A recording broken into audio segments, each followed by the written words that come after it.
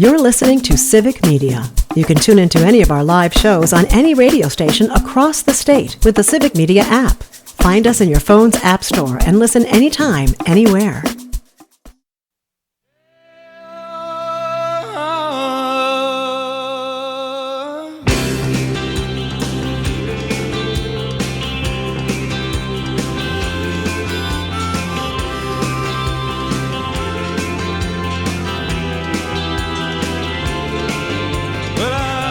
October 5th, 2024. If it's 7 o'clock on Saturday morning, it's time for This Week in Waukesha on WAUK FM 540. And I'm your host, Don Brown, the unsinkable Don Brown, coming to you live and local from the office of former Alderman Don Paul Brown. And we're right around the corner from Theodore Yeoman's Park, where we're proud to honor our suffragette heritage here in the Shaw. I am joined by the mighty Max Martinson there on the board. Max, how are you this morning? I am doing fantastic. Sun's just starting to come up, so. Terrific. And hey, so just real quick, we're 1 week away from Waukesha Unlocked, which I'm really excited. Basically, Waukesha businesses, churches, schools, organizations open up their doors, and you get a chance to kind of go behind the scenes and learn about the history and all the amazing things that a lot of these organizations do, including, like I said, I think some of our manufacturers are participating in that too. And we've got a great manufacturing tradition here, and so much more: culture, history, sports, music. And want to let you know, initially WAUK was going to participate in that, but we will not be able to because of some building changes we're going through. So we just want to let you know, Parks and Maryburg and Parks and Forestry, Parks Rec and Forestry were made aware, so they've taken us off the website, but we are still very excited about Waukesha Unlocked and can't wait to support it any way we can. It really is a great little tradition that started on our 125th anniversary as kind of a one-off, and it was so successful that the people wanted more. So they did it the very next year, and they decided to take a break last year, and now they're doing it again. I think it's going to be an every other year thing. So definitely a great thing to do, especially if we have nice weather like we've been having here in this beautiful fall in the Shaw. And I am joined by a good friend, my predecessor on the city council, who came out of retirement to run at the county level, and he's in his second term as the county supervisor for it's the 10th district, right, Terry? I should know this because you're my you're my representative at the county level. Terry Thieme, welcome. How are you? Good. Fine morning. There we go. Now we got you in there. So, and Terry's here to talk about an important sales tax proposal. Do I have that correct? That's correct. So Terry's going to talk about that. And also I'm going to have some football scores, which I got courtesy of my wife, Melissa. Thank you, honey, for doing that, as well as some other local news, some exciting news. One of Waukesha's own is accepting a Big Ten hockey scholarship. Looking forward to talking about that and celebrating his family. And we're going to be acting locally, thinking globally, and mentioning two favorite listeners who are not from Waukesha and actually from out east that follow the show. So it's exciting to know that they want to be a part of this.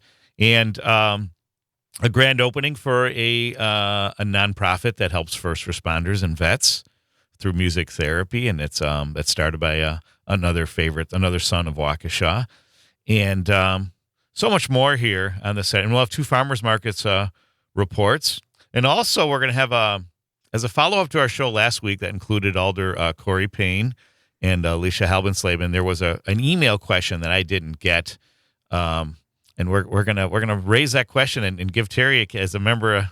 Former member of the city council like myself, give him a chance to respond to that, especially since he was on the council for like 12 years. Is that right? So you may know a little bit more about the background about this. So yeah, it was about 11, 12 years, something like that, I guess. So you'll be able to speak more intelligently too, because it is a really good question regarding the powers of the mayor.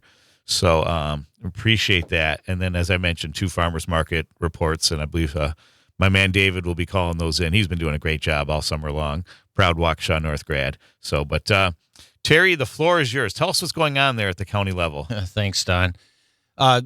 You started out talking about your guest last week.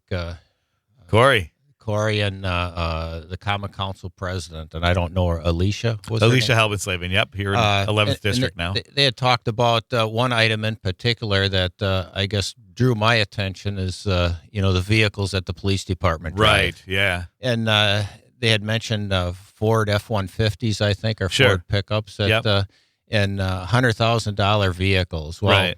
I guess that drew my attention a little bit Sure. because 100,000 that didn't sound right to me. So I did some Right. digging, and I guess just for the sake of transparency and clarification, the Explorers that you see as patrol cars, the base price for those are $48,000. Okay. The F-150s are actually $50,000. Okay. And then by the time they're equipped, roughly for the F-150, it's roughly $18,000 for the equipment, and the Okay. Explorer, $22,000. So Wow. in reality, the truck is actually a little bit cheaper that way. Now, Yeah. I guess I'd like my constituents and the citizens to know that, back in my day when I was a police officer, And how many? You were 18 years in Waukesha? I police? was 19 years in sorry about that. Waukesha. I had just a little over 25 years of service throughout the state of Wisconsin and the Wow. 2 other departments That's that right, I worked in law for. enforcement, yeah. So, but times have changed drastically, and I'm sure everybody's aware that things have gotten a lot more complicated with the weaponry and equipment that the police officers carry. Sure. Back in my day, you had a shotgun in the middle. You might have had a first aid kit in the trunk, maybe some chalk for marking tires, and Right. that's really about it. And now it's just much more complicated. I'm not going to get into the various types Sure, of sure. equipment and everything, but I guess I'd like everybody to think of it as they're a little bit larger vehicles, but this is your office. Yeah. You look at here and Right. here you got a nice Yeah. office and Thank you. everything. That's with police officers, their car is their office. And, they need to have room to work with all the equipment that Right. they wear, ballistic Yeah. vests and everything. They need to have room to move and ride comfortably for the 8 to 10 hours, sometimes more, that they live in their office, Sure, work in sure. their office. Yeah. So, citizens, I guess I thought that was an important point to get out, a point of clarification. They're not driving around even fully equipped. They're not driving around in Yeah, they're not. $100,000 vehicles. Yeah. So I guess I wanted to address that right off. the Sure, top sure. here. Yeah. So on to the topic. Don, I want to thank you for having me on Yeah, today. no, it's great to have you on. The Fighting Saint, Terry Thieme. From Mount Scenario College. That's right, up in Ladysmith. Also spent some time at UW Whitewater, so a Go Warhawks. plug out to them. Sure, sure. So and you'll be working the Carroll game, right? Their homecoming game. They're hosting Milliken. Is that right? I am. That's So, correct. And, yep. and Carroll's, they're doing well. I have Pios. the privilege to work there, and I have contact with a lot of not only the athletes but the student body, and just a great group of Yeah. kids there. And I guess I say kids; they're all young adults. I forgot but- to tell you, Greg Triple G Wansnyder invited me out there to lunch in the campus center. Yeah. And I had, and so Greg's going to be calling in with the Carroll Minute in the second hour. So I'm sure he'll have a few nice. He's a very big fan of yours too, and so I'm sure he'll have some nice things to say about you. Greg's a great So, guy. Also, he sure is, yeah. The student body and staff there are second to none. Yeah. They're great. And what's neat is he had a young lady helping him. As many of you know, Greg is visually impaired, and she was a sophomore from Massachusetts. Yes. Karina, and I was like, wow, why'd you come all the way from? Or what? How did you choose Carroll of all the great colleges? And Boston's got quite a few colleges. And she said they have an animal. She wanted to study animal behavior, and Carroll's got one of the few programs in the country, and it's, I guess, very prestigious. And so that's another great plug for Carroll, that they're attracting students from around the country and around the world. Literally around the world. A lot of the soccer players, the men's soccer players, are from France, Right, Spain, Yep. Italy. Yep. Just gave a couple of the boys a ride last night. Nice. Matter of fact, they're boarding the bus for Augustana today. So good luck, guys. I hope you do well. Yeah, beat the Vikings, right? Yes, indeed. Yeah. So, my time on the council, one of the biggest, probably the biggest issue that I dealt with there was the water issue. As you know, we obtained Great Lakes water because our water was contaminated. Sure. And, transparency was key there. There were a lot of questions. Not that everybody was happy with the transition, Sure. but at least they had the understanding of why. Yeah. Yep. When I'm still fairly new, like you said, only my second term on the county board, but I felt that it's really important to get the facts out, and so the constituents from every district understand the reason that this is even being considered, let alone now it's looks like we're going to vote on it this month, Wow. yay or nay. So things are moving along really well. And Sure. initially when I talked to you about this, I didn't realize it was going to happen quite this quick. I knew it was pretty imminent, but but anyhow, to get on with things. So what prompted this is Waukesha County's looking at a budget shortfall of approximately $5 million. Okay. 5,000 wouldn't be a bad deal. Yeah, that would really be nice. $5 million. And, I give credit to County Executive Carroll for putting together a task force at the beginning of the year like he did. And it was business leaders throughout the county to try to brainstorm, okay, what can we do with the direction of the county? Any ideas for, services and improvements and everything. And it was a good group of people along with some county supervisors that were on that. Sure. And I won't bore you with the details of all that, but they had came down to 3 points that, you could gain some revenue from. Obviously, raising the levy, that has its limitations to be able to do that. It's more of a finite thing, and you're looking for long term. Again, correlating this with the water, you're looking for the long term solution, not just a short term Band-Aid. A wheel tax, for those of you that don't know that, how many cars you drive, there'd be a tax on the wheels, the number of wheels that. Yeah. Not a big fan of that. Again, it's another tax. It's finite. It's in my opinion penalizing the Waukesha County residents. Yeah. The third option would be a sales tax. The sales tax certainly is the best option, although nobody wants to raise taxes. The sales tax would be the best option because then you're reaching out. It's affecting more citizens than just Waukesha County residents. Sure.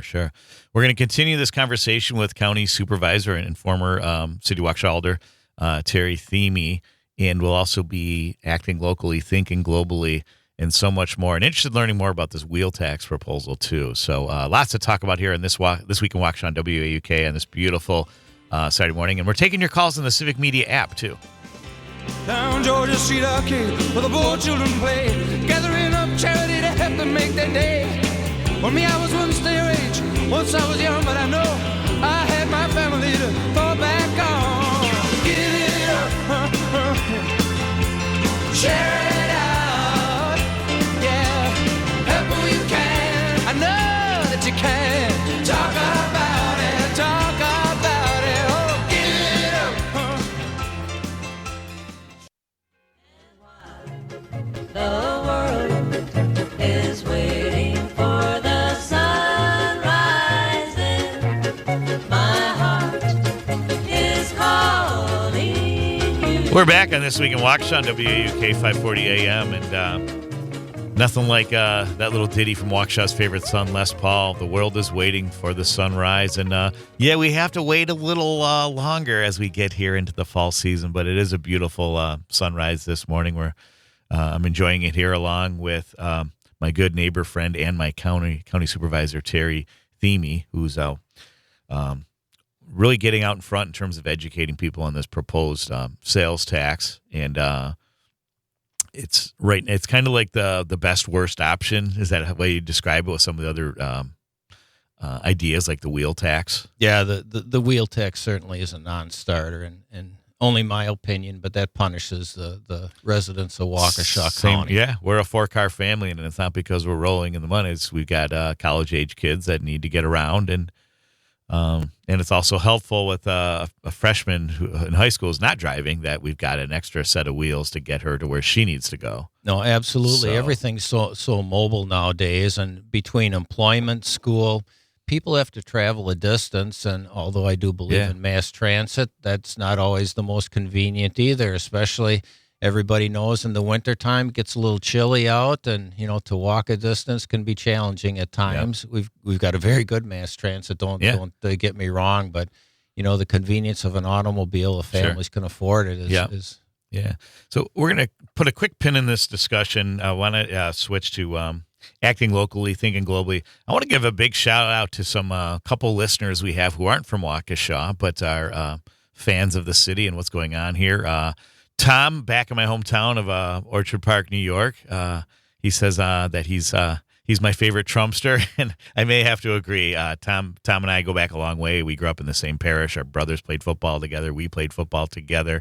Tom is also a great wrestler and accomplished businessman and good community citizen, and so we welcome him to this morning discussion and every Saturday. And then Jim, a really good friend who's a retired union carpenter out there in Queens, New York, who he catches this show on his morning walks or his morning jogs, and really dear friend. It was really great to reconnect with him yesterday and talk about what's going on in the world. And I encourage everyone to if you're not from here, because I believe for every Waukesha by birth, there's a Waukesha resident by choice.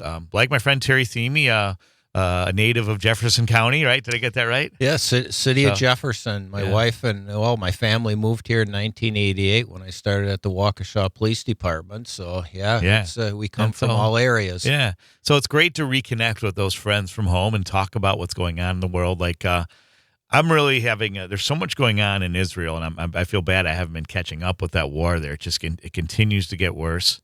It's going into Lebanon. I believe I've heard different reports, 1,000 to 2,000 people killed, a lot of women and children. And so I encourage everyone to pay attention, to look at different media outlets. BBC is a great outlet. It's always good to see what other news outlets around the world, how they're reporting on it. And of course, your own local and national news, get as many perspectives as you can and talk to people. Call your national legislators, your congressmen and senators, and express your concerns, find out what's going on. But I think the more educated we are, the more informed we can be, especially in this election cycle. And speaking of being better informed, we're going to return to this conversation with Terry about this county tax. And so, Terry, take it away. Sometimes makes you take for granted the security that we have. No doubt. The men and women in our armed services that give us the blanket of freedom to sleep under. Mm-hmm. So when Terry was a Marine, by the way, so you have to throw that in there. So once a Marine, always a Marine. Don. Yeah. So I stand corrected. Thank you. Yeah. Semper Fi. Semper Fi. So at the beginning of the assessment, when the group got together, Waukesha was one of 4 counties in the state of Wisconsin that didn't have a sales tax. And that surprised me, because I thought, honestly, the numbers were the other way around, that there was more that did not have a sales tax that did. So that was really a surprise to me. And this has been around. Some counties have had it, if memory serves me right, since the 1980s. So this is really nothing new, I guess. It's just that, this is the first time Waukesha County, unfortunately, has to look at that. One of the things also that's important for the voters to know, or that my constituents to know, is that there's state-funded positions that the state of Wisconsin is responsible for that are not getting funded. Depending on the number that you believe, the state is sitting on a surplus of anywhere from $3 to $5 billion with a B. Sure. But yet the counties are funding some of the positions, such as an assistant district attorney, that the state is supposed to be responsible for. Wow. So, one of the steps that Waukesha County took is that, some of our legislatures would come to the county board, the executive committee, and speak with them. Right. And, how about this? We need some help. We need some funding for this. With the cost to continue, it's really getting a burdensome for the citizens of Waukesha County. One of the things that we were told is that we're not using all the tools that are available to us. And I'm thinking, what does that mean? Well, fast forward to the topic that we're talking about now. Since Waukesha County has been so frugal with their money, has treated their taxpayers so good, and doesn't spend any more money than they absolutely need to spend, keeping the levy down, we have not implemented a sales tax, and that's what the legislators want us to do. That's what they're referring to, and we're not using all the tools that are available to us. It's very frustrating because now we have to look like the bad guys and we have to talk about this, but for the sake of transparency, contact your people in Madison. Ask them what's going on here because we have a business to run. Yeah. Public safety was a platform that I ran on. And I guess just for example here, I do have a few notes here, Don. But Yeah, no, good. just for example, Taking more here, notes than I am. our jail costs, the medical costs for the contract for the jail alone has went up $1,079,800 or 44%. If you really look at it, that's what our levy limit would be, the 1.4% to increase. That's what our levy limit would be. Okay. To be able to increase. Okay. So that's just the jail cost, the cost to continue the medical contract for them. So, unfortunately, public safety is a necessity. I strongly believe in that. Yeah. But there's a cost to that. Sure. Absolutely. We're going to continue this conversation with County Supervisor, 10th District County Supervisor Terry Thieme. And we'll also have some high school football scores, including a very impressive first responder demonstration, shall we say, at New Berlin West Homecoming last night. I know Terry will appreciate, and so will you. And so much more great local news here on this beautiful Saturday morning as we prepare for another great weekend and for Waukesha Unlocked that takes place next weekend. So don't go away. So much going on here in WOUK 540 AM. And don't forget the Civic Media app. We're taking your calls.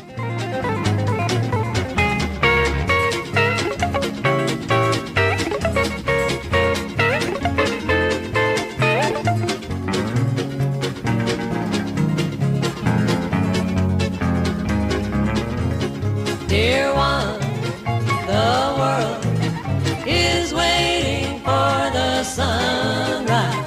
Every little rosebud is covered with dew, and my heart is calling for you. The thrush on high, his sleepy mate is calling, and my heart is calling you.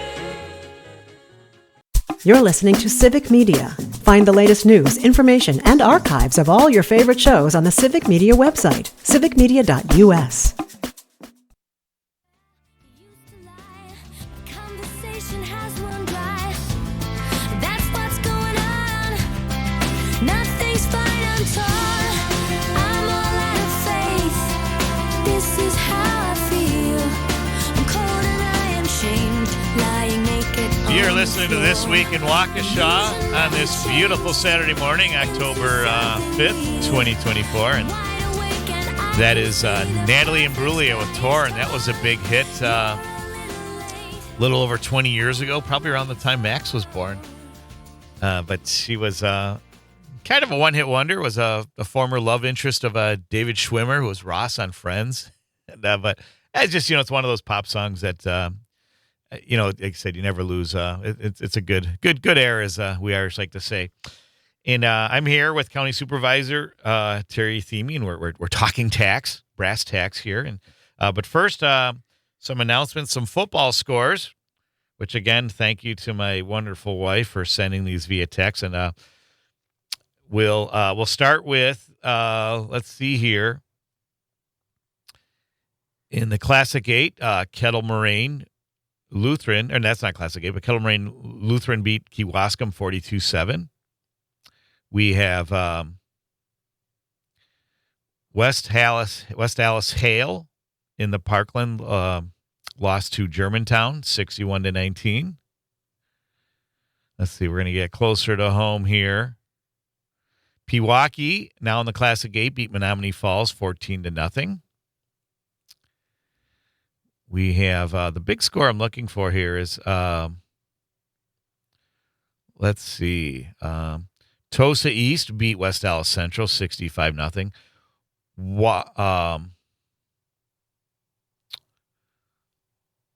Let's see, Waukesha West lost to Arrowhead 46-7. Waukesha North Lost a conference rival, Tosa West, 28-14. Sussex Hamilton beat Brookfield East, 42-21. And I'm looking for here there was McGuanago played Oconomowoc, who's undefeated. Oconomowoc was 3-6 last year. They're undefeated this year. Coach Sal Logue was named Packers Player of the Week. One of their star players, Austin Munzel, was named the Jolly Good Player of the Week. So that was a great plug. But it says here it looks like Oconomowoc lost to McGuanago last night. I'm trying to get a score. Their first loss of the season. Oh, yep, here it is. McGuanago 28-6 over Ocon. So Ocon finally suffers its first loss, but still having a great year, especially after being 3-6 the year before. And supposedly, I think if they'd won this, they would have, I think, clinched the Classic 8 this early in the season. So a lot of great things going on there at Ocon. Our beloved Black Shirts of Waukesha South lost a tough one to New Berlin West, 50-6. It says here 60-6, but I was at the game last night. I'm pretty sure it ended 50-6. Now, Waukesha South is without its starting quarterback, Jordan Garcia. So Cooper Willis, a good running back and great defensive player, has been filling in quarterback duties, and that's a tall order, even for a great athlete like Cooper Willis, a sophomore. And of course, New Berlin West is now has become one of the juggernauts in the Parkland Conference, second only to Catholic Memorial. And but what was really special about their homecoming last night, and Terry would appreciate this as a retired first responder, was that the Flight for Life flew in the game ball at the beginning of the game. They landed on the 50-yard line. It was funny. They were setting up. There were lights out there in the field, and we couldn't figure out why. But there are those air traffic control lights that you would see. Sure. And one of the fathers that works for the Flight for Life, his son's one of the seniors at New Berlin West football team, and he basically got out of the chopper and handed the ball to his son, big hug. It was a very cool scene, and then the chopper flew away, and really one of the more impressive displays I've seen at a homecoming game or any football game, pregame ceremonies. That would be pretty cool. Yeah, You're right. Yeah, a great ode to the first responders and to New Berlin West for putting that together. Big shout out to them for doing that. And other news really quick, too, was that I want to give a big shout out to Lincoln Kritsky, who is a senior at Waukesha West. I believe it's Waukesha West. And he's committing to Ohio State for hockey. Very prodigious hockey player. I've known him since he was a young lad in the Blazer baseball program, played a couple years with my son. And even then, he was playing traveling hockey, and I'm really excited. That's the second Waukesha high school student that's gotten a full scholarship and a great opportunity to play sports at Ohio State. You hate cheering for the Scarlet and Gray, but we're obviously excited for our kids. The other one being the left-handed pitcher, Tanis Lang, who was in the engineering academy at Waukesha South. And so hopefully Lincoln and Tanis will connect there in Columbus. But that's, again, very excited for Lincoln and his parents. Good friends, great family, and great to be able to share that, too, about our young kids doing really well. So, and should we talk about that heartbreaking Brewers loss real quick? Now, my week started out with tragedy because one of my favorite baseball players as a kid, Pete Rose, had just passed away on, I believe it was Tuesday, I think was the night, or Monday. And my wife and I were talking about that. I hadn't heard that with him passing, and then they were talking about the Hall of Fame that he was banned Yeah, because from the gambling scandal he was involved in. And but then I never followed up on it. So, yeah, you're saying he did pass away. Yep, greatest hitter in baseball history, or has the most hits. And don't I remember Charlie Hustle? Wasn't that one of his acronyms? You know who gave him that nickname? I do not. So during COVID, and when the whole world was shut down, Ken Burns was offering his baseball documentary for free on the PBS website, and I was watching that while I was walking the dog, and Reds were at spring training, and they're scrimmaging the Yankees. and Mickey Mantle's in the dugout watching, and they're watching Pete Rose in the outfield, and he's like, "Hey, look at Charlie Hustle over there." I think when most people are like the veterans are kind of dogging it, for spring training, like, there's Pete Rose, and he was always nonstop. He was always hustling, and it amazes me they don't talk enough about. He's also the Joe DiMaggio of the National League. He owns the consecutive hit streak, games with hits. And he hit safely in 44 games in 1978. And I was following that. They'd always break from the news or whatever's going on to show you when he beat the record, which at the time was 38. I think it was at Shea Stadium against the Mets. And then when the streak finally stopped at 44, it was against the Braves, and they had this pitcher. He was like Randy Johnson. He was like 6'4" or 5" and had this big wingspan. And Rose hit a shot over the middle, over the pitcher that any other pitcher would not. It would have been a clean hit, but this guy stuck his big glove out and robbed him, and that was the end. But the very next game, Rose hit the cycle. He was like 4 for 4, 5 for 5, single, double, triple, home run, and so he was just that kind of guy. When you brought up Joe DiMaggio, I thought you were talking about going to talk about coffee commercials. Or there something. You go. Yeah. I guess I'm dating myself with those. No, I remember those, Mr. Coffee, and yes. It's one of my favorite Seinfeld episodes where he's at Spunky Dunkers and he's dunking his donut in the coffee. So that's the co-creator Larry David is actually playing Joe DiMaggio because you only see his hands in the coffee with the donut. So, but how are we doing on time here, Maxie? We got like 7 minutes left. 7 minutes. That's perfect. On the topic of Pete Rose too, I'd like to point out that technically his lifetime Hall of Fame suspension is now over. Yeah, so maybe when you do think of it on the brighter side, he could technically be inducted posthumously now. Yeah. So, and I think too was when he finally owned up to it in recent years, and I think it is a disease. Gambling is and I think that was the thing is if had he owned up to it years ago, they probably would have let it. Even when it was happening at the time when he was managing the Reds and the scandal broke, I think if he had come clean, he would that they may have.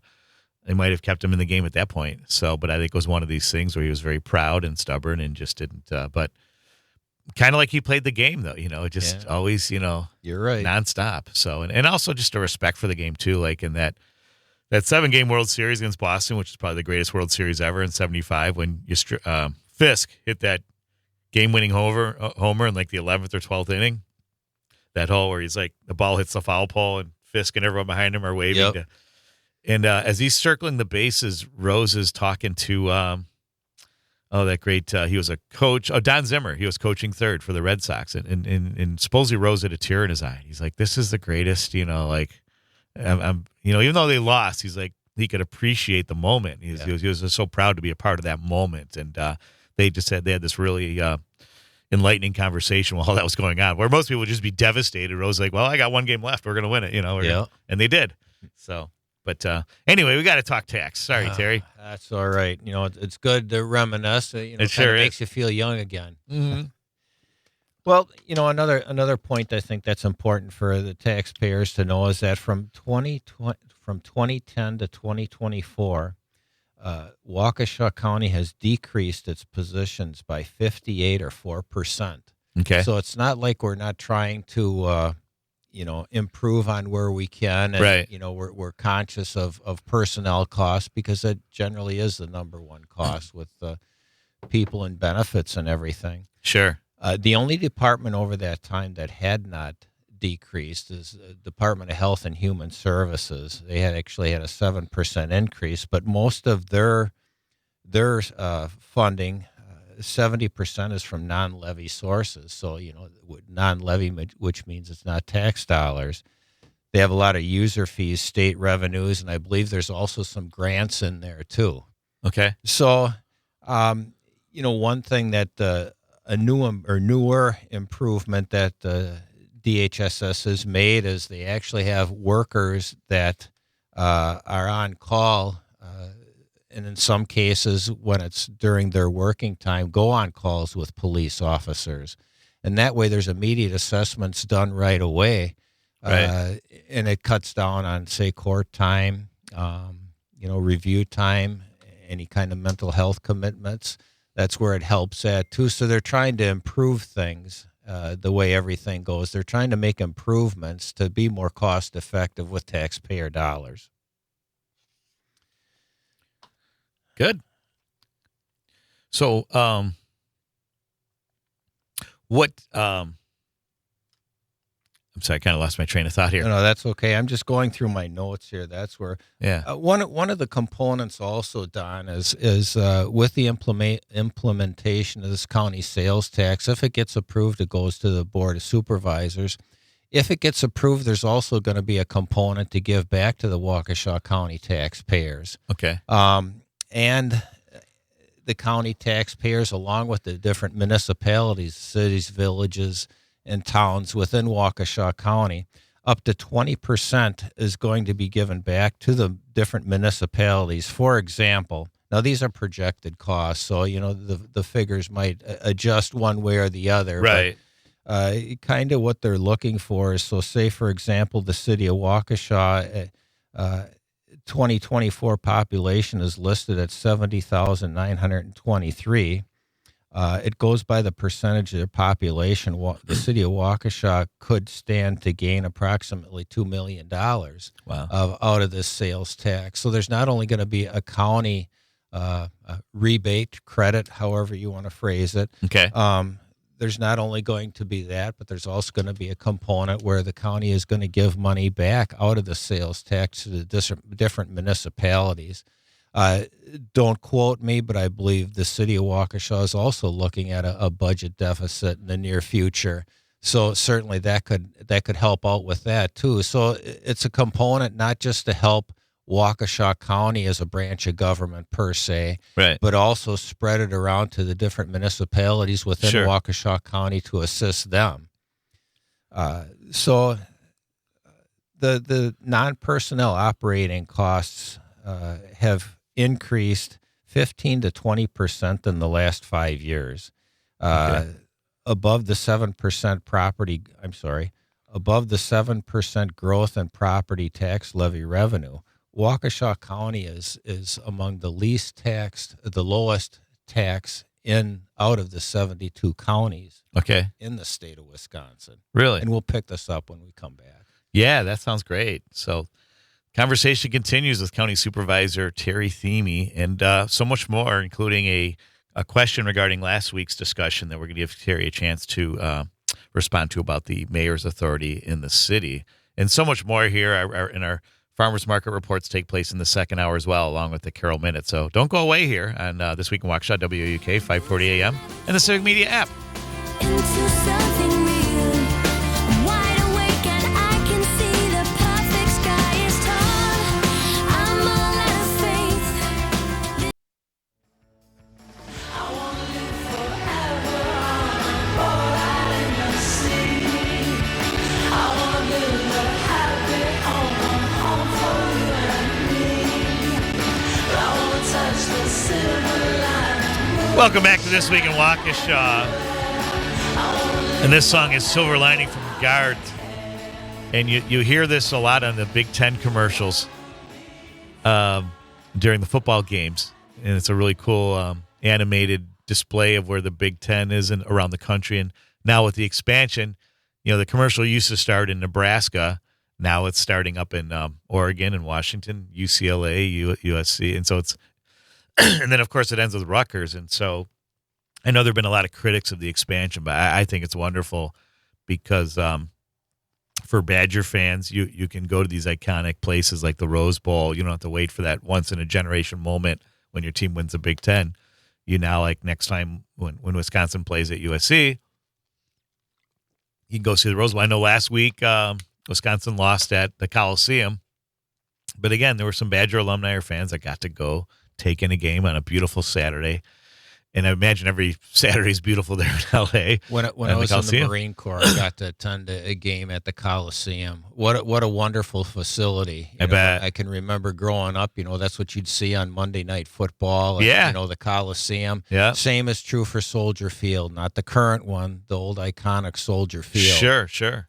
And fortunate to see the Rose Bowl when I was out there too. Neat. So I can only imagine the drastic changes to those facilities since I guess it would have been 1980. So yep. a few years back. I'm a Spartan, and I had a chance in college when we won the Rose Bowl in it was 88. It was the 87 season, And I had some brothers that were going to, lend me some money to go out there. And I regret that I didn't.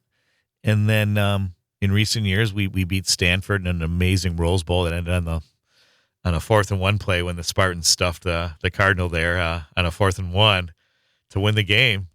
And I had friends actually that live in the area that got to go. And and same thing, I wasn't in a good situation to go out there. But now it's like something it's, every, 3 to 5 years, my team will get to play out there, or maybe another team. But it's just great that we have that option. And I think it's great for college football. And I just love this time of year. Friday Night Lights, went to a game last night, the homecoming game for West and South. And even though it was not a good game for South, it's a tough season as they're a very young team without their starting quarterback. But it was a chance to take a look at my wife's alma mater, New Berlin West, which has had a great program there in recent years, and to see a well-oiled machine with some young kids who that they weren't much bigger than South. I mean, they matched physically they matched up well.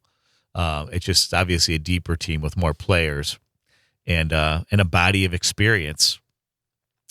That's again, winning is like a drug. It's just like with losing. It can be epidemic that you're doing a lot of the right things, and that team. It was good. It's interesting to see these teams at this level execute as well as they do. Well, they're playing for the love of the game, and they're playing for the love of the game. Yeah. Now, as it filters up, and now it's into college, there's a little bit more to it than just the love of the game. I think it's unfortunate, but it is what it is. It sure is. So, and before we get back into the tax discussion, I wanted to thank one of our listeners, Dale. He sent an email in last week in response to we had 2 city alders on, Corey Payne from the 15th and Alicia Halbin-Slavin, council president from the 11th. And Dale's question is, why does the mayor have power that the council should have, including naming standing committee members?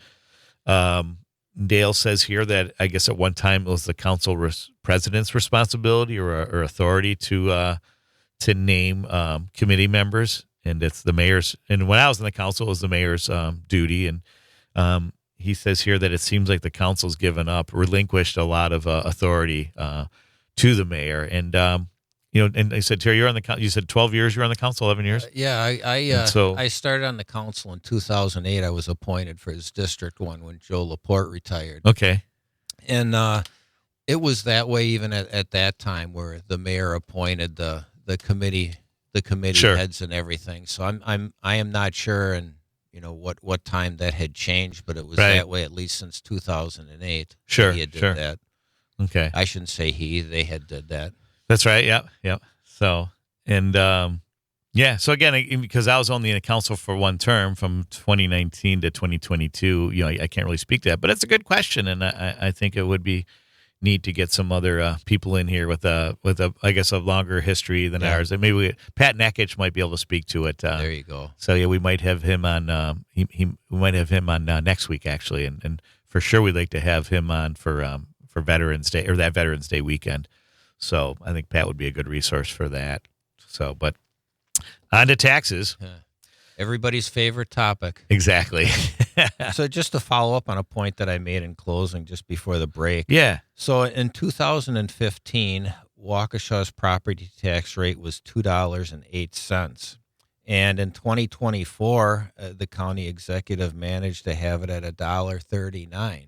Okay. So you can tell Waukesha County is very frugal and very respectful of the taxpayer dollar. Yeah. With everything. So, when the implementation or even the thought of a sales tax, a county sales tax is not done lightly.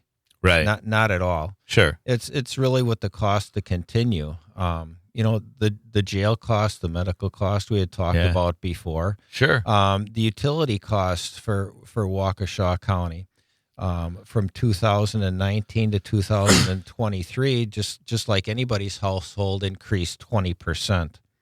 Interdepartmental costs generally average, 4%. And, with the costs we're talking about, like software licensing, risk management, bailiff costs, inflation is also a concern with way costs are continuing now too, and right now the levy, there's no way that it can keep up with the inflation costs and stuff.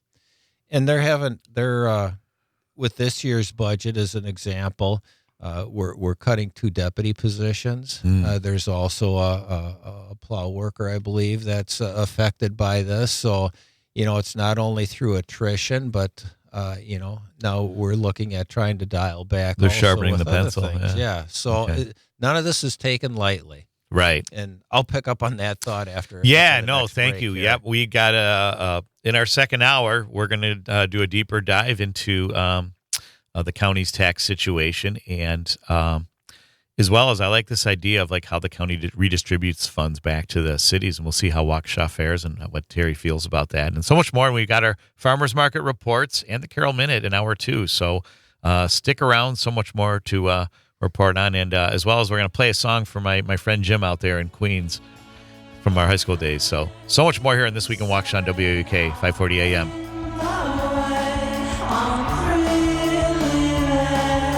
It's just a scare. I wanna live forever on a boat and the sea.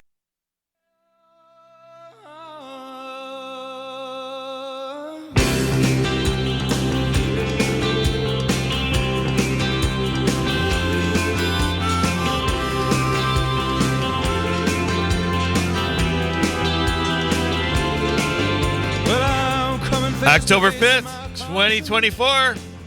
If it's 8 o'clock on Saturday morning, it's time for This Week in Waukesha.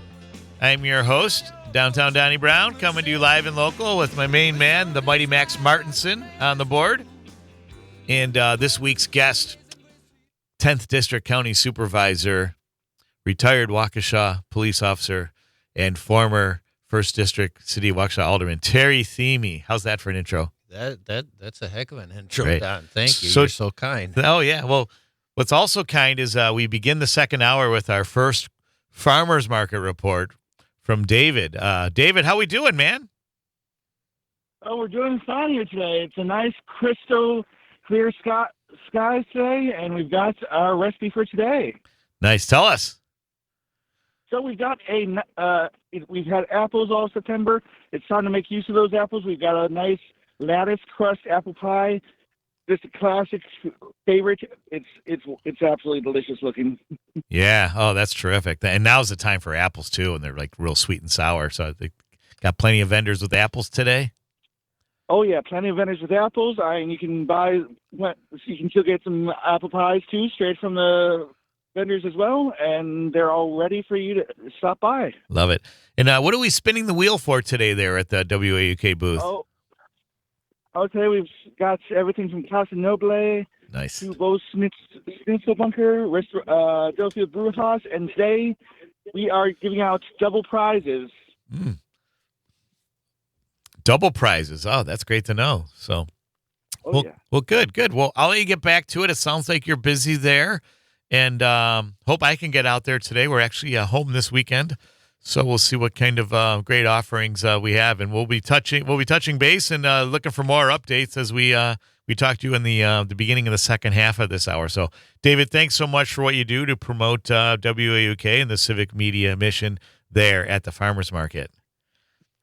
Yep. Thanks, Don. You got it. See Hope ya. to see you soon. You got it. See ya. So No games today, Don? What are you going to do with all we your actually time? we got a volleyball tournament this Okay. morning. So yeah, if I might be able to sneak into the farmers market, or if it gets over early enough, because the farmers market goes till 12. But for those of you attending, the civic media booth is on that first aisle as you go through, and on your left hand side you'll see the farmers market information booth, if you will, downtown businesses, and we're right across from that. So check us out. Say hi to David. And this is my favorite time of year for the farmers market, because the harvest has come in and there's just so many great choices. And one of my clients gifted me this week with acorn squash, so I'm really looking forward to checking that out. I'm looking for some recipes on that. So I may even have to give it to my father-in-law, a retired restaurateur who's still a great cook and does he makes his own wine too, and his own pasta. Yeah, so I'll have to pick his brain for some ideas. So. Now, Terry, we were talking taxes, and I thought of a good question because you talked about that the way this proposed sales tax is engineered is that structured in a way that funds will be redistributed back to the municipalities, which I think is great. And it leads me to a question: is that does Waukesha get its fair share of those funds back from the county, or just from in a county budget? Do they, with a redistribution, do you think Waukesha gets its equal bite of the apple? They don't.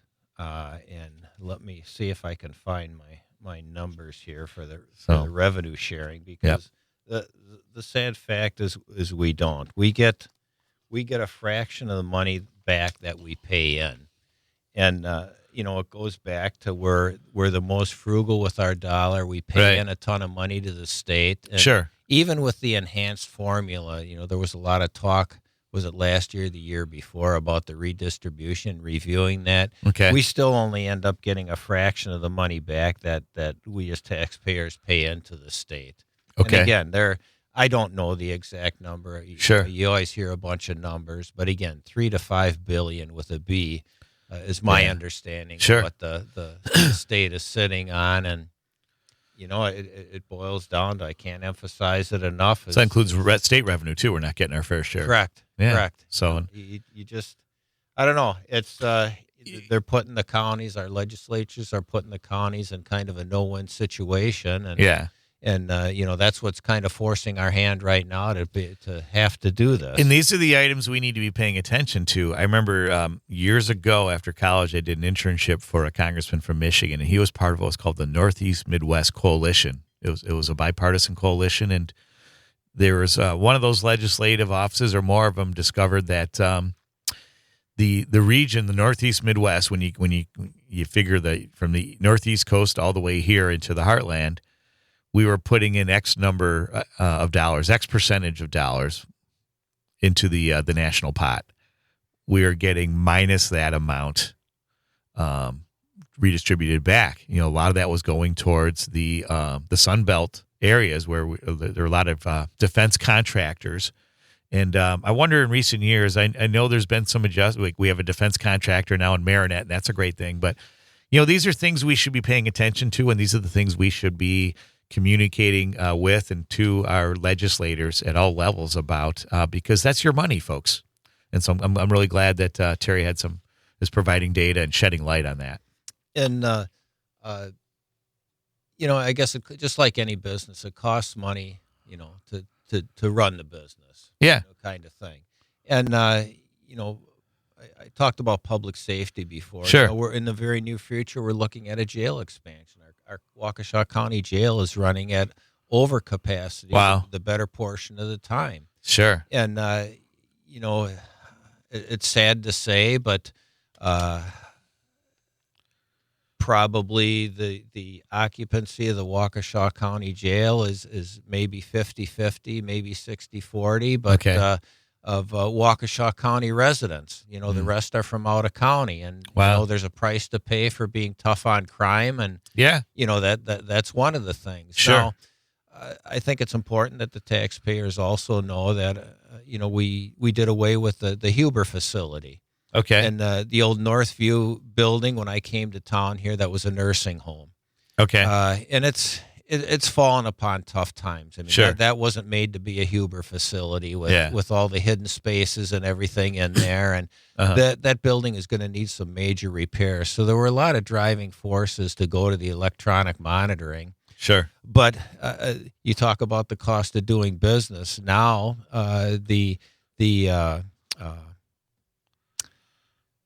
revocation rate, I guess you could say, of the Huber, it's being run out of the county jail now, but the revocation of that is they're having to pull back a large number of the Huber inmates from work release because of violations. Electronic monitoring is being discovered that the people on that are violating their privileges and are being brought back into the county jail. So that was one of the things that they were not tough enough on crime. Okay. There's better monitoring on now, because before with the Huber, you could go out for whatever the reason was, job search, job, whatever, but there was nobody following you to see where you were or what you were doing. Right. Now the technology that they have now they're being monitored, 24/7 when they're outside of the confines of the county jail. So there's better tracking, I would argue. Sure. Now. Yeah. And then you don't have the facilities costs. Yeah. Another point I guess I wanted to cover is, so we compared ourselves to 6 peer counties. Those counties are Brown County, Okay. Dane County, Kenosha Okay. County, Milwaukee County, Racine County, of course, Waukesha County. And these are all counties that have a decent sized city, 70,000 or more. Correct. And Brown County is where Green Bay is. We went with So it's a fair more comparison. population. Yeah. Yeah, that way. So it's not like Crawford County where Prairie du Chien is, or these are very comparable counties. Correct. You're Okay. right, Don. So out of the 6 peer counties, Waukesha has the third largest population at 411,538. That was the 2023 census. Okay. And the lowest per capita spending, the lowest levy, and the lowest per capita revenue sharing. Wow. With all that. Now, when we talk about per capita spending, Sure. just as a point of reference, that's a measure of spending on goods and services purchased by and on behalf of the households Okay. in Waukesha County. Sure. Out of the 6 counties, and I think I mentioned this before, but out of the 6 counties, Racine and Waukesha are the only ones that have no sales tax. While Brown County, remember I said referenced, I think it's been around since the 1980s. Uh-huh. Brown County adopted their sales tax back in 1986. Wow. So this, I mean, unfortunately, it's not a new concept that Right. way. I still don't feel good that Waukesha County has to go to that. Right. But unfortunately, with the budget gap or the anticipated gap, we're kind of having our hand forced. It looks like the best worst option. I think so. So in 2025, we're looking at approximately $5 million in a budget gap, and that gap could grow to up to $58 million in 6 years. Wow. With an average inflationary cost increases 3 to 5% versus the 2 to 3% in previous years. So inflation is really a big driver of this also. Yeah. You look at things that we take for granted, utilities, but I think everybody knows in the wintertime here in Wisconsin, you have things like snow and ice. Yeah. Well, salt costs never seem to go down. They always seem to increase. And although, you purchase ahead, you try to, play the market a little bit, and you try to stock up the best you can when the price is low. Right. There's still going to be ebbs and flows with everything. Okay. So we're allowed, and I talked about this just a little bit before, to increase the levy. That's new construction estimate will increase approximately 1.4% annually between 2024 and 2030. That means that per state law, the levy can only increase 1.4% every year. And that 1.4%, that number I threw out before, that was the cost of $1 million, little bit better. That the jail costs, the medical costs went up for the jail. So that levy increase for that was already eaten up just by one entity alone. Wow. So, the cost of doing business. Yep. Speaking of cost of doing business, when we come back, we're going to talk about the potential impacts for local businesses and if there's been any pushback yet, or is Terry Thieme the first to really communicate this proposed sales tax, and so much more in our Carroll Minute. Triple G Greg Wensnyder should be calling in with that on Carroll's homecoming weekend. Go Pios here on This Week in Waukesha, WAUK, and we're taking your calls on the Civic Media app. Don't just talk about it, talk about it. Don't be shy. But whenever I approach you, you make me look a fool. I wanna say it, I wanna tell you about the early years. I thought your time never made a face.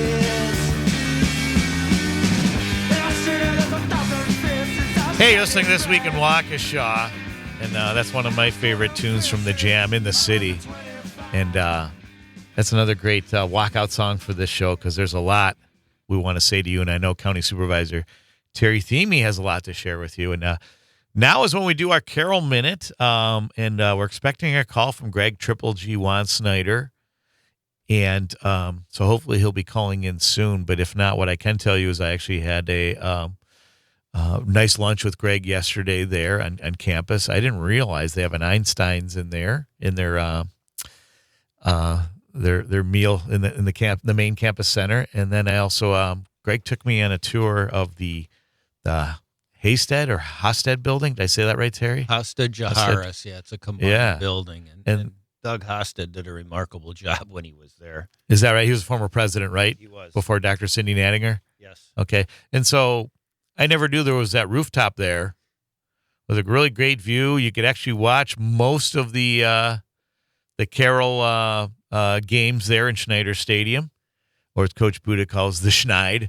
And the only part you're missing there is in the end zone closest to, I guess you would call that the south end zone. There's some tree cover there, but you could see most of the game from there. But beautiful views of the city and the campus from there, especially on a beautiful day that yesterday was. So thanking Greg for that. And yes, today is Carroll's homecoming, and they'll be hosting the Big Blue of Milliken. And Carroll had a tough start to the season because of the scheduling. Their conference openers were against Washington University in St. Louis, one of the top contenders in the CCIW, and then Wheaton. It's always traditionally ranked in the top 20, and so now they're getting into the lighter part of the conference schedule. So good luck to the Piles. And Greg is here. Greg, can you hear me? You, Don? I'm great, Triple G. How are you? A little bit of a hoarse voice talking to the alumni that were around yesterday. We had our 50th Golden Pioneer celebration on campus last night, complete with a student band, and we also had the Yell Like Hell celebration. Can I say that on the air? I don't know. We'll see. I think you just did, Greg. Yeah, I think it's I think I HE double hockey sticks. And yeah. So that was in Schneider Stadium for the first year. Terry, correct me if I'm wrong, but for the first year ever, it was in the Schneid. Yeah, like hell was, and there was a lot of pep and a lot of the different organizations representing themselves, including Carroll players, organizations which Terry knows well from being on campus. By the way, I need to give a shout out to you, Terry Thieme, for going above and beyond the extra mile. You've always helped me out as I call myself a community ambassador for Carroll, and you've always helped me out as that, and get to where I need to go, and the whole public safety. And I want to encourage students and the community, if they need a ride today, that shuttle phone number is 262-524-RIDE, and I'm sure RIDE, right? RIDE, yes. Nice. I was just made aware of that number. I was calling the main public safety number, but that's the number directly. Goes to the same place, but yeah, 524 RIDE. So if people need a ride, and so Terry, I look forward to seeing you today, and look forward to more happenings. We have our grand reunion celebration tonight. And Don, I don't want to take up too much of your time, but great things going on at Carroll. So Terry, I want to ask a question real quick. What, and you may have already answered this. Sorry, I was getting ready to be on campus, but what gives you that above and beyond? What makes you go above and beyond for the students at Carroll? And maybe you could talk about your work in the community too, that above and beyond. When I think of you, those are the three words that I think of: above and beyond. And what makes you do that? So thank you guys. And Terry, we'll see you today if you're working. And but yeah, if you could talk about that above and beyond. Awesome. So thanks, Greg Weinschneider, Triple G. Thanks for the call, and hopefully I'll be able to make it over there. I know my son's going. His girlfriend's a new member of the cheerleading squad, a Waukesha North cheerleader now with the Pios cheerleading squad. So it's going to be a fun game against Milliken. But I think I could answer that question for Terry. He's a Marine. Go ahead, Terry. Take it away. Thanks. Thanks again, Greg. Greg, thanks for your kind words. I'll be at Carroll come January, about 5 years now in public safety, and it's been a true honor and privilege to work there. I have a lot of contact, not only with the staff, but with the students, and I was very apprehensive. I didn't know, what I was stepping into when I got that role at Carroll, but I couldn't be more happy or more proud to be working there and be affiliated with Carroll University. From President Naniger all the way down, the staff is second to none, and they treat you with the utmost respect. I have yet to have any kind of negative interaction with any staff or a student there. And Greg, the other thing that you had asked about the above and beyond, it really goes back as you treat people as you want to be treated. It's not hard for me to act the way I do at the university, because that's how I conduct my life in general.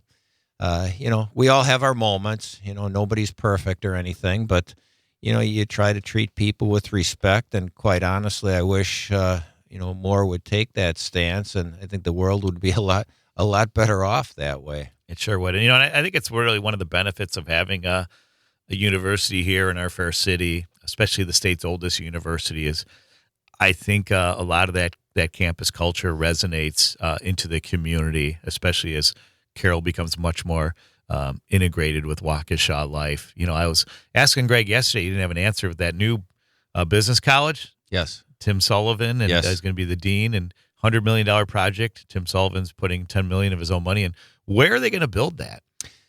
Now, I'm not privy to a lot of that information, but from what I've been able to find out, it looks like it's going to be in Lot 9, so where the current physical therapy building is, the small physical therapy building. Okay. That's right across from Snyder Stadium, I guess to the east of Snyder and to the north of Van Male.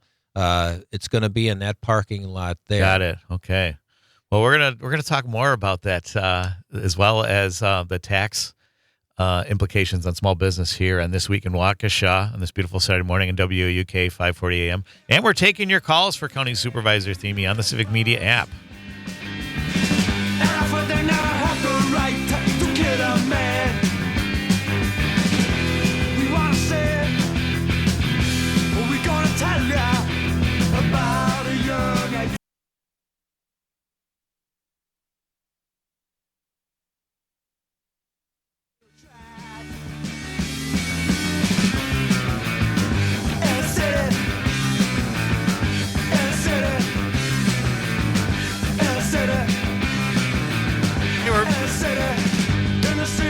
Hey, we're back on This Week in Waukesha, and we're getting our second farmers market report. David, tell us what's going on. Well, hey, Don. Hey. Okay, just making sure you can hear me. Oh, yeah. Today it's an exciting day here at the fair at farmers market. So we've got 3 weeks of the farmers market left. Last day is on the 26th of this month. But that doesn't mean we don't have plenty of exciting things for people to do. Today we've got, right after the farmers market, we've got art crawl. You can always see the artists coming out. We got at least one artist already here at the farmers market painting. She hasn't quite gotten far enough for me to tell what. I'm sure it's going to be absolutely fantastic. Today is double stamp days at the farmers market. And, today is the last day that we will be having a tent here at the farmers market. Oh, it is. Okay. Well, David, that gives you a chance to shop the farmers market in its final weeks, because this really is the prime time for the market with the harvest and everything, and also great for those of you who are more timely like me about your Halloween decorations. Good time to get some other items for the house, some gourds. I'm sure there's plenty of gourds and other ghostly things. So, well, good, David. Yeah, no, I appreciate the update, and yeah, even though we won't be there next week and we won't be participating in Waukesha Unlocked, I think the farmers market's a great way to start your Waukesha Unlocked experience next weekend. Hit the farmers market early, get all the great things you need for some great home cooking, and then start checking out Waukesha Unlocked. Be sure to check out the website, and it's available through the Waukesha's Parks, Rec, and Forestry. And David, thanks again for all you do, and enjoy your time off. And we'll see you around the neighborhood, as they say. Oh, yeah. I'll see you around, Don. All right, David. See ya.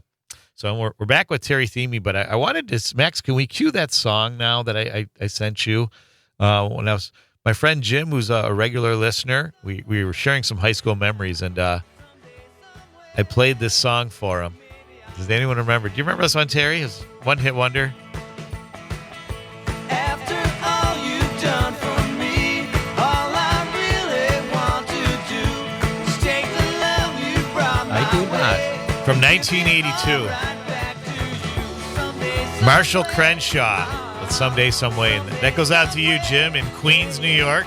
someday, somewhere. And it was great. A little bit of rockabilly influence. It was around the time when the Stray Cats were big, and there was some of that rockabilly started coming back. And this was a great one. Someday, Some Way by Marshall Crenshaw. Thanks for doing that, Max. And so, Terry, I don't know if it's the $1 million question, but we're talking taxes, so I guess you could say it is a 6-digit or 7-digit question. How will this proposed sales tax impact businesses, especially small business? So that's a great question. So up to 20% of sales tax collection, it's estimated to be roughly $12 million if the sales tax reaches $60 million. Okay. Would go toward the direct reduction of property tax bills, partially offsetting the impact of the sales tax on property owners for Waukesha County. Okay. So with the property tax cut in place, the impact on sales tax on a homeowner drops about $12 per month to roughly $7.25 per month.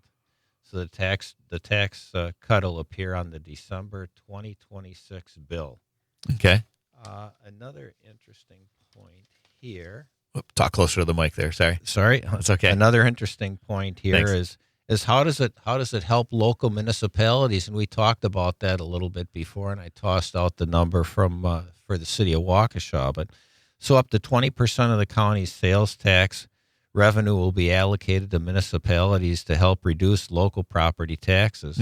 Like the county, all cities, towns, and villages in Waukesha County are subject to state-imposed levy limits and under significant financial pressure to provide essential services to their residents. In addition to the direct reduction in property taxes, the county will make payments directly to municipalities to alleviate the local tax burden. Sure. The specific amount allocated to each community will be determined by the actual county sales tax collections and be distributed based on the municipality population starting in 2027. And then for future municipal payments, receive every 2 years in line with the state budget cycle and will set in conjunction with corresponding county budget. So if a household makes 85% of their purchases in the county, it would cost them an average of $142 a year. Okay. So again, it's still an impact. $142 is $142. Yeah. But if you're looking at to try to gain, that sales tax revenue is going to increase like 5 to 7% each year with inflation or the cost of goods, whatever your term preference is. Sure. But it's going to increase, so the amount will exponentially go up. Right. So it is a benefit to the Waukesha County residents. Plus, you're getting out of county residents that are also contributing to it, and that way it's That's just a good not point. through Yeah, Waukesha County. yeah. So you're generating revenue from outside. I would imagine many of our listeners would say, "Well, gosh, I have $142 of my tax money sitting out there in Madison with this state surplus. How can we help you, Terry, in terms of compelling our state legislature to release those funds, our money, that they can be redistributed back into our communities and help you guys out at in the county board of supervisors?" Contact your local senator. Contact your state assemblyman. Tell them that you'd like more money back. From the money that you're contributing to the state of Wisconsin. Yeah. Those are the people that would be able to make changes to help us with that. And we have an election coming up too. So if you're not happy with the answers you're getting, you might be able to impact this with your vote. Right. And I'll share. I voted already. I early voted, so my votes. You did the absentee ballot thing? My votes are cast. With my schedule, I'm just not sure what I'll be doing from day to day. And my wife was rather surprised. She says, you voted already? I says, honey, with everything that we've got going on, it's just hard to say what's going to go on from day to day. I encourage everyone. I always early vote in person, and that opens up October 19th. So please take advantage of that, and that becomes available to you during the city clerk's office hours, which I believe are like 8 or 8:30 to 4:30. Yes. And then on that Friday before Election Day, they stay open an hour later. So there's plenty of opportunities for those of you that don't want to wait in a long line on Election Day, and I'm sure there will be. Vote early, get it taken care of, and again, I prefer the in-person voting, and so just go in there and take care of business, and you get to do it on your time, and employers should be able to let you off of work to go do that, or go do it during your lunch break. I know there's some here in Waukesha, and it's here at City Hall. There's some good eateries nearby, so you could vote and then grab your lunch or get something to go from Jimmy John's nearby there. So, but I appreciate you mentioning that, Terry. Yeah, please vote.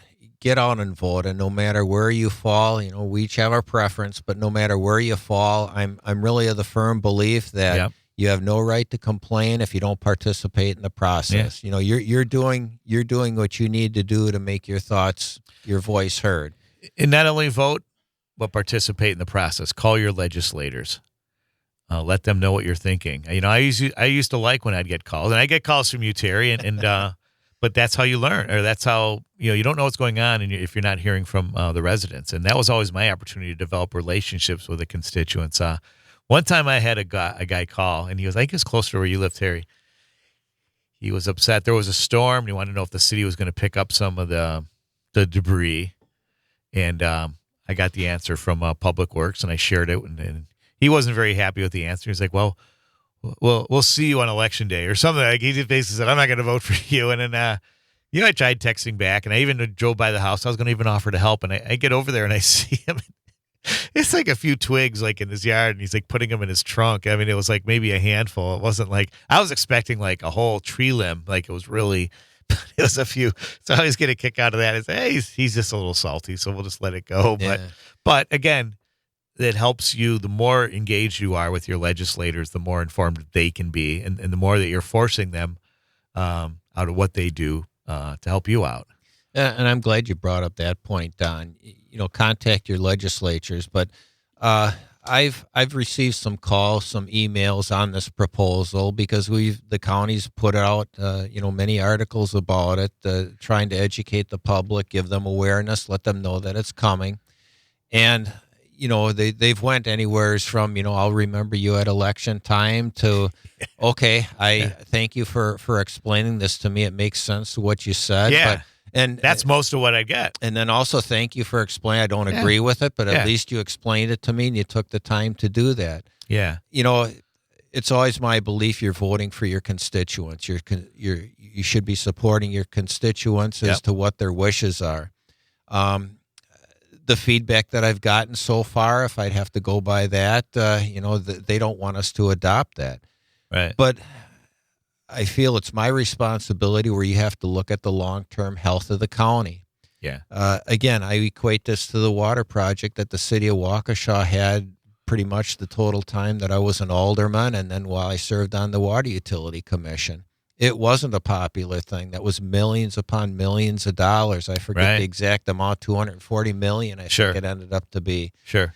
And it wasn't real popular among a lot of people, but you got to look at that time. You looked at the long-term sustainability for the citizens of the city of Waukesha, the water service area. This is really the same thing for Waukesha County. You're looking at its long-term financial health. Right. And although nobody wants to impose new fees, new taxes, or anything like that, I think it's being crafted in such a way by the county executive and the department administration that, we're able to not only reduce the county tax obligation, but also give some back to the municipalities, the cities, towns, and villages within Waukesha County to help them out with their issues. I want to take a quick pause, switching gears for just a quick moment, because you mentioned the county executive, and I got to see Paul Farrell last Tuesday. Your colleague, Larry Nelson, invited me to the county's heroin task force. They had a meeting at Rogers Behavioral Health, which included a tour of the facilities. Which was really I wish I impressive could have to made me. that. That was something. Supervisor Nelson, who was the mayor in my first term as an alderman, Lawrence of Waukesha. He does a fantastic job on the heroin task sure force. does. Tireless efforts. with them. And so Paul came and addressed the crowd, and Paul was very public about his battle with cancer, and he looks great. He said the treatments are going well, and it was great for him to show up. He got to speak for a few minutes, from his busy schedule, then go back to. I'm sure he had several other meetings that day, but it was great to see him. It was great to see him looking well, and really grateful for him being very public about his battle and sharing that. And I think it inspires a lot of people. And again, it's always good to see Paul. So. And not to,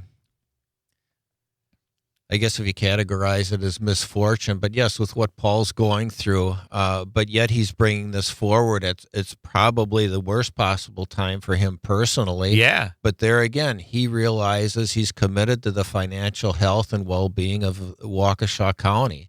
Yep. And if you just look at that little point to this, that with all the things that he's got going on in his personal life, that this is the time that he needs to bring this forward now, so that should also bring awareness and the sense of urgency to get this done and how critical this is. Sure. No, I appreciate you sharing that. So how are we doing on time, Maxie? Okay, so we have about a minute here, so we'll give Terry a quick pause. Hey, I want to shout out Pat Nettesheim, who called me and invited me to Pat was the founder of Guitars for Vets, which provides free guitars and lessons for veterans, especially those suffering with PTSD. But he's now started another charity called Music Success, which opens up that same mission to not only vets, but first responders and anybody else dealing with mental health issues.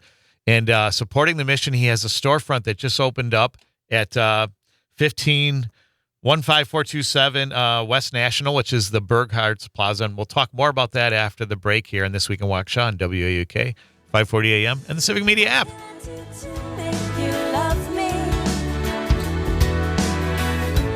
What can I do to make you care? What can I say to make you feel it?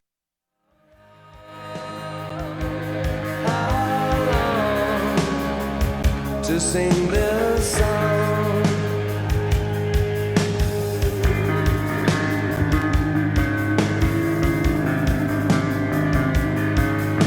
setting my feet upon the rock, made my footsteps firm. Many will see and fear. I will sing a new song. Hey, we're back on This Week in Waukesha, and that's one of my favorite songs from U2 called 40. That was from, this is live at Red Rocks from the album Under a Blood Red Sky. And very timely in light of what's been going on in the Middle East. And again, keeping all those people close and encouraging everyone to really be as informed as you can and share your thoughts on that situation with your national legislators. And again, hoping that there can be a peaceful resolution to what's going on there. And speaking of our our soldiers, our armed forces. As I mentioned before the break, Pat Nettesheim, a Waukesha North grad, Waukesha native, the co-founder of Guitars for Vets, a wonderful philanthropy that helps vets dealing with PTSD with free guitars, free guitar lessons. He started a second philanthropy called Music Success, and that's music, the number 6S. And it opens up that same mission to not only vets, but first responders, a lot of Terry's colleagues from the law enforcement, and other people, citizens that are dealing with any type of mental health. It's free instruments, free lessons. And to support that mission, he has a storefront there that's going to have a grand opening on, of all days, Veterans Day, November 11th, from 12 to 8, a grand opening. And you can not only buy instruments pretty affordably there to support the mission, but there's also great music selections and other really fun things, T-shirts, and it's going to be a great little venue there, and it's in the Burghart's Plaza. So you get a lot of young families there going for their for baseball practices, to have their baseball mitts restitched, pick up their uniforms, and that could be a great thing for that philanthropy. So wishing Pat Nettesheim the best of success. And then so here in this final segment, wrapping things up with County Supervisor Terry Thieme about this proposed sales tax that the board will be voting on in their next meeting. Is that right, Terry? Yeah, the meeting, the end of October, the county supervisors, it's going to go before the finance committee and the executive committee. Okay. Early in the month. I want to say the 10th or the 14th. I Okay. forget the date. And I think our county board meeting is the 23rd. So there's time for public comment. All you have to do is sign up, come to the meeting and sign up. Check the county website. That'll give you a list of the meetings and everything. Don hit it on the head before, voice your opinion on it. Let your county supervisor know. Yeah. I just wanted to close out here with some advantages of the sales tax. So it allows non-residents to take advantage of the county services to contribute to the cost of these services. So it's more wide-reaching than just the county residents. Good. They generate enough revenue to fully address the budget shortfalls. It would allow for property tax relief, and it can be enacted by the county board. It's already been adopted by the legislature. It gives us the authority to do that. Now, certainly, there's some disadvantages also. The sales taxes are finite. It's just a one main source of a revenue stream. It cannot, the amount of sales tax is fixed and cannot be increased or decreased without legislative change. I can say that, okay. Okay. It brings in more revenue than is needed. It may lose sight of other revenues or operational efficiencies over time. And it does have, I guess you could say, an adverse impact to the business community. But, that's why we talked about trying to give back also. It's not going to be a take. We want to give back to the county taxpayers and also the municipalities. So that was one of the things that I was glad to hear the county executive talking about. Yeah. That means, in business, you want to have good business partners. We're trying to be a good business partner, both to the taxpayers and the different communities within Waukesha County. Yeah. Yeah. And it's safe to say the County Board of Supervisors, the Waukesha County Board of Supervisors, has had a reputation, and even in the executive branch, for being business friendly. Is that fair to say? It's very fair to say. And so it isn't just this, what's it called? Knee-jerk reaction. Thanks, Terry. Yeah. So feeling like a jerk right now. But yes, that it is very, very thoughtful in your process. And I'm sure you consulted a lot of business owners, and I'm sure the county may have some plans, or at least we'll listen to the county about ways to help them recoup those. And I think the redistribution is certainly going to be helpful. I can't say it enough, Don. This isn't something that's been taken lightly. This is something that's been thought through. I point everybody back if they they missed the beginning of the program, as the county exec enlisted a business task force, or a task force, I should say, to go over all the options and what's the best alternative. They've brainstormed the positive and negatives of all this. This is a process that I feel very comfortable in saying has been thoroughly vetted by just not the county supervisors, the county exec, but by community leaders and business leaders within Waukesha County that are well established. And this was one of the things that they had came up with. So I feel very comfortable that this is the best opportunity for Waukesha County to stay solvent and progress into the future. Sounds great.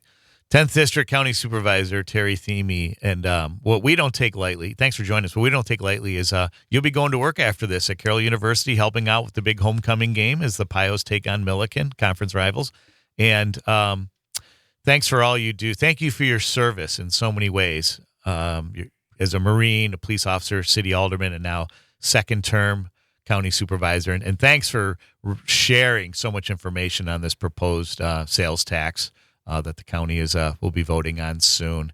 Thank you, Don. Yeah. Appreciate you having me on. Same thing. It's always great to reconnect with you. And we'll have to grab a beer or a coffee sometime soon since we're also neighbors. And stick around. James Santel is on next with Amicus, a law review. And I wish you all a wonderful weekend, especially Carroll for Pio Nation. Have a great homecoming weekend. Go Pios. Please remember, safety is everyone's responsibility. Be kind to your mind. Go Ramila Mahagav, go there. Shiahan, and see ya!